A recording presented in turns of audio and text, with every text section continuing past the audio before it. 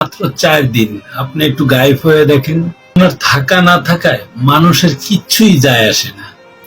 যার যতটুকুই প্রয়োজন আপনি তার কাছে ততটুকুই গুরুত্বপূর্ণ। আসলে এটাই দুনিয়া। একটা গাছে মরা ডালে যখন পাখি বসে থাকে, পাখিটা যখন বুঝতে পারে যে ডালটা ভেঙে যাবে, তখন পাখিটা নিজেও উড়ে গিয়ে অন্য একটা ডালে আশ্রয় নেয়। এটাই মানুষের জীবন। যার যতটুকুই আপনার দরকার সে ততটুকুই আপনার খোঁজ খবর রাখবে। দেয় মজা লাগে কিনা, না খেয়ে বলে দেয় খাবারটা বাসি ছিল কিনা। একটা খাবার পেট পর্যন্ত পৌঁছতে অনেক দূর যাওয়া লাগে। এলাকায় বড় হয়েছি আমি, ওই এলাকায় এটাই দেখতে দেখতে শিখছি। কারণ আল্লাহর কাছে মানুষ হওয়ার চেষ্টা কেউ করে না, মানুষের কাছে আল্লাহ সাজার চেষ্টা কিছু মানুষ করে। আমি এটাই দেখছি। প্রভু হওয়ার না চাইতে আল্লাহর কাছে মানুষ হওয়ার চেষ্টা করব।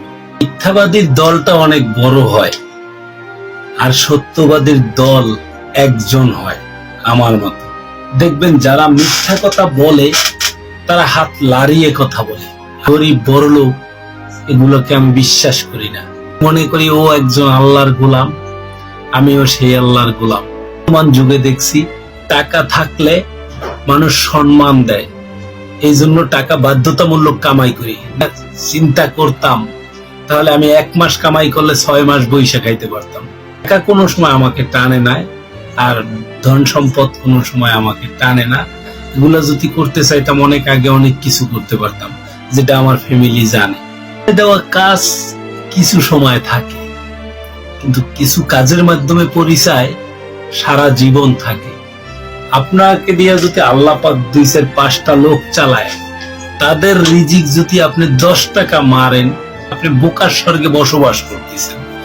নেকিগুলা ওই টাকার বিনিময়ে যদি শোনেন যে দুনিয়াতেই কাউন্ট করা হয়ে গেছে, তখন কি করবেন? তো সম্পদ বেশি, তার তত হিসাবও বেশি। এটা নবীজির হাদিস। আপনারা নামাজ পড়েন, আর কারো নাম বলতে চাই না, এর কাছে বহুত টাকা রয়েছে। কেউর কাছে 10,000, কেউর কাছে 5,000, কেউর কাছে 20,000, কেউর কাছে 50,000, কেউর কাছে 1 লাখ, এরকম রয়েছে। তো আবার কেউ কেউ এত ভালো, কি বলবো, নামগুলা বলা উচিত না। এর মধ্যে আমার একটা চাচা আছে মহাজন, আমি তার কাছে কখনোই টাকা চাই না। তার নাম হইলে নুরু মহাজন। এরকম কয়েকটা মহাজন আছে, আমাকে ডাইকে ফোন দিয়া নিয়ে ডিস্টার্ব করে কলের পর কল দিয়ে নিয়ে টাকা বুঝাই দেয়।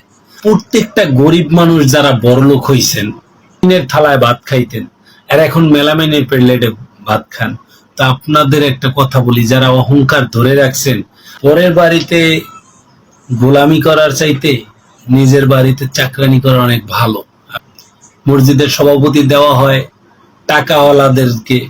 সে চুরি করে হোক, ডাকাতি করে হোক, হক ঠগাইয়া হোক, মানুষ মেরে হোক, তাদেরকে সভাপতি করা হয়। এখন কিছু লোক বলবে যে ফরাজি লিটনে কি বলে। আসলে আমি যেটা সত্য সেটাই বলি। সত্য কথা, হত দরিদ্র ফ্যামিলির ছেলে তো আমি সত্য কথা বলতে ভয় পাই না। তো আপনি থাকবেন সবাই। আল্লাহ হাফেজ।